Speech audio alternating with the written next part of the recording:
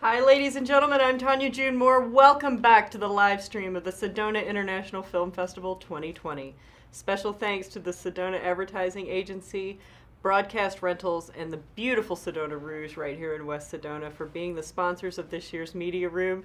I'm blessed to have another incredible filmmaker in the seat with me. Please introduce yourself and your film. Hi, my name is Adam Schlachter, and the name of my film is And the Brave Shall Rise. Watching the trailer, I'm already a little verklempt. Oh, I've got a little emotional. It's a beautiful hero's journey, I believe. You haven't screened in Sedona yet. Not yet. But you have Today. been here for a few days. Yes. What's been your experience with the Sedona Film Festival? This is my first time visiting Sedona and the festival. I had a film here in 2006 or 7.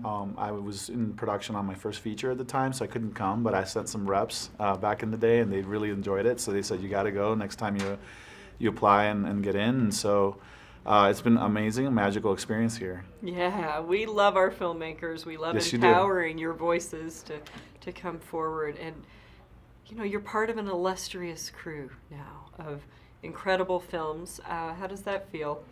I'm enjoying myself, and what I love the most about this festival is the attendance. It seems like the community really comes together.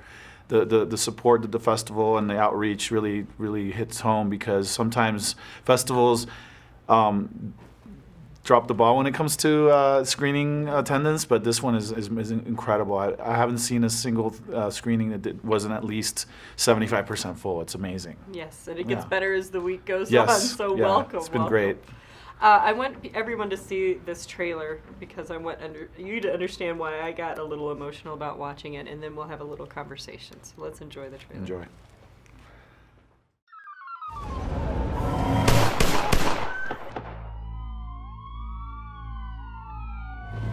I feel angry. Angry that we did not solve this problem a long time ago.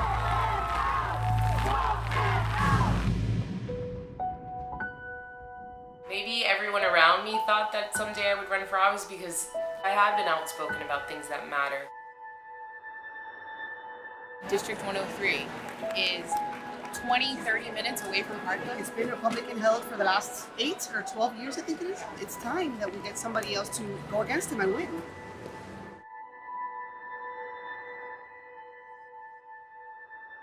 My name is Cindy Polo. Someday my son, he's gonna ask me what I did after 17 people were killed. And I cannot look at him anymore and say that I did nothing. We're here at the march as a family to make sure that this doesn't happen again. It's time. Silence is no longer an option. There's gonna be a moment where your own children are going to ask you what you did. And I hope that you can look at them in the face and proudly answer that you did everything that you could. Enough is enough. Enough is enough. We're not going to just stand by quietly while our children are under attack, while our communities are under attack. Early vote results are coming in. I'm not alone in this journey. There's so many more of us. Tell them that you were there to change the course of history.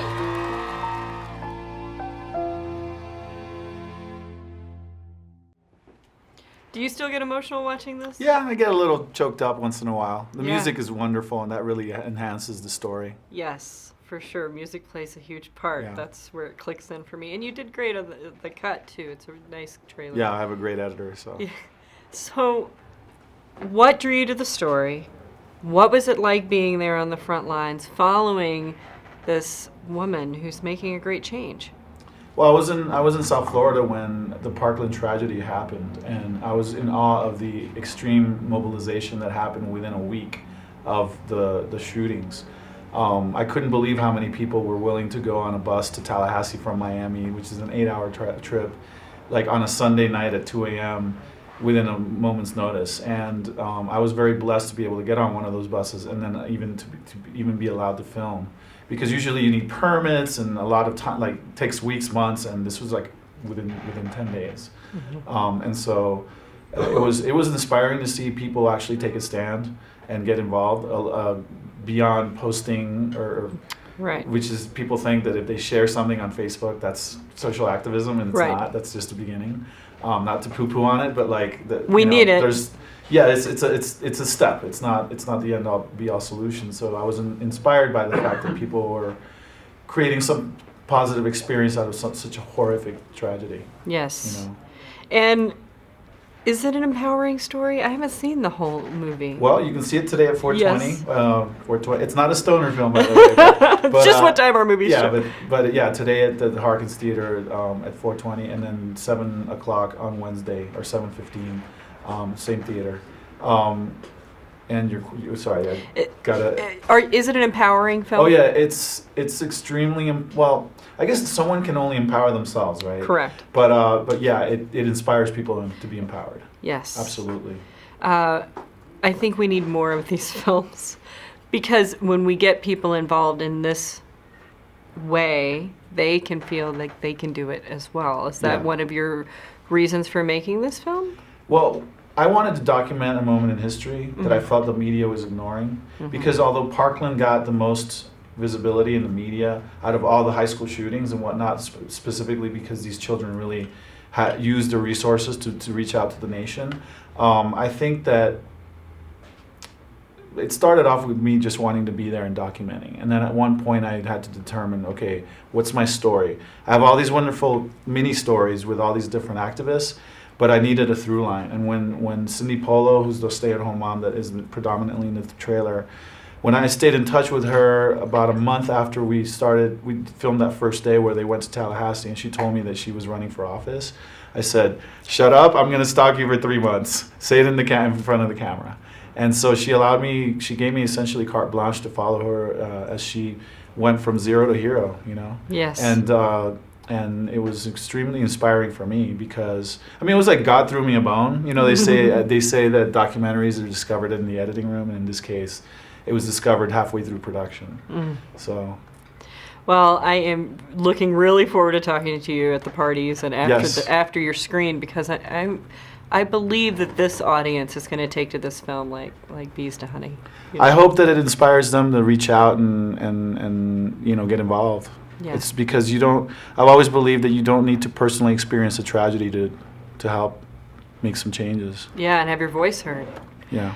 Where can they keep up with this film? Is there a website for you or for the film? Adam Schlachter is my name. You can find me on Facebook. PIX by Antonio Adam is my handle in Instagram. Okay. So you can check those out. You could also go to Palmarejo Films, PALMAREJO Films.com, and it'll take you to the trailer and some other links. Awesome. So I'm so honored to have you here, and this film I think is going to be very poignant for many. So thank you for telling the story. well, thank you for the interview. Yeah, no problem. So stay tuned. We'll have another great interview in the seat with another incredible film, because there's nothing but incredible films here at the Sedona International Film Festival. # Sedona Film Fest 26 and Sedona Film Fest 2020. Stay tuned.